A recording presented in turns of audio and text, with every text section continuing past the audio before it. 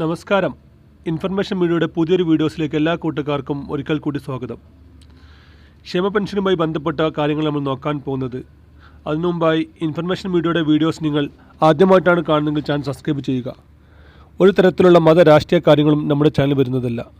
തികച്ചും ഗവൺമെൻറ് ലഭിക്കേണ്ട സേവനങ്ങൾ, ആനുകൂല്യങ്ങൾ, അറിയിപ്പുകൾ എന്നിവയെക്കുറിച്ച് മാത്രമായിരിക്കും വീഡിയോസ് വരുന്നത്.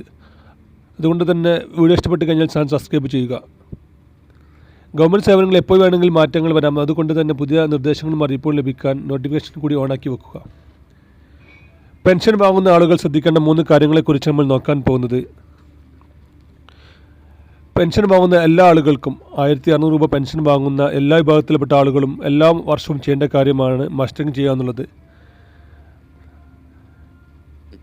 പെൻഷൻ വാങ്ങുന്ന ആളുകൾ ഇപ്പോഴും ജീവിച്ചിരിപ്പുണ്ട് എന്ന് ഗവൺമെൻറ്റിനെയും അതുപോലെ തന്നെ നമ്മുടെ ശിഷ്യത്തെയും അറിയിക്കുന്ന ഒന്നാണ് മസ്റ്ററിങ്. ആധാർ കാർഡ് അനിശ്ചിതമാക്കിയായിരിക്കും മസ്റ്ററിങ് തുടങ്ങുക. അതുകൊണ്ട് തന്നെ ആധാർ കാർഡ് എടുക്കാത്ത എല്ലാ ആളുകളും ഫസ്റ്റ് ആധാർ കാർഡ് എടുക്കുക. അതുപോലെ തന്നെ ആധാർ കാർഡ് അപ്ഡേറ്റ് ചെയ്യാത്ത ആളുകൾ, ഈ കഴിഞ്ഞ മാസങ്ങളിൽ ആധാർ കാർഡ് അപ്ഡേറ്റ് ചെയ്യുന്ന സമയമുണ്ടായിരുന്നു. ആ സമയങ്ങളിൽ ആധാർ കാർഡ് അപ്ഡേറ്റ് ചെയ്യാത്ത എല്ലാ ആളുകളും എത്രയും പെട്ടെന്ന് തന്നെ ആധാർ കാർഡ് അപ്ഡേറ്റ് ചെയ്യുക.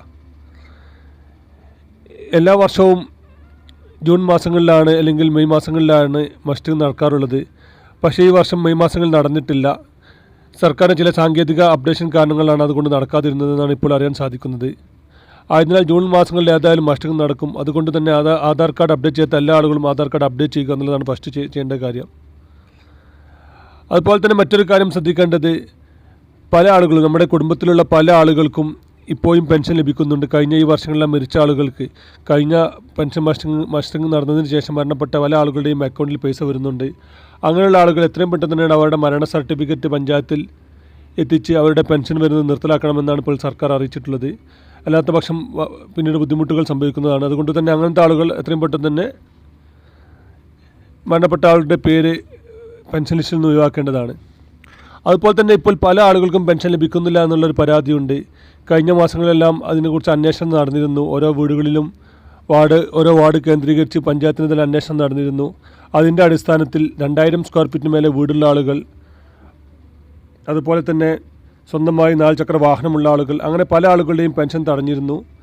അങ്ങനെയുള്ള ആൾക്ക് എന്തെങ്കിലും ആക്ഷേപം ഉണ്ടെങ്കിൽ അവരും പഞ്ചായത്തിൽ എത്തിയിട്ട് നമ്മുടെ ആക്ഷേപം അറിയിക്കേണ്ടതാണ്. അതിനുശേഷം അന്വേഷണത്തിലൂടെ കണ്ടെത്തി അവർക്ക് വീണ്ടും പെൻഷൻ ലഭിക്കുന്നതാണ്. വീഡിയോ ഇഷ്ടപ്പെട്ടെന്ന് കരുതുന്നു. പുതിയ വീഡിയോ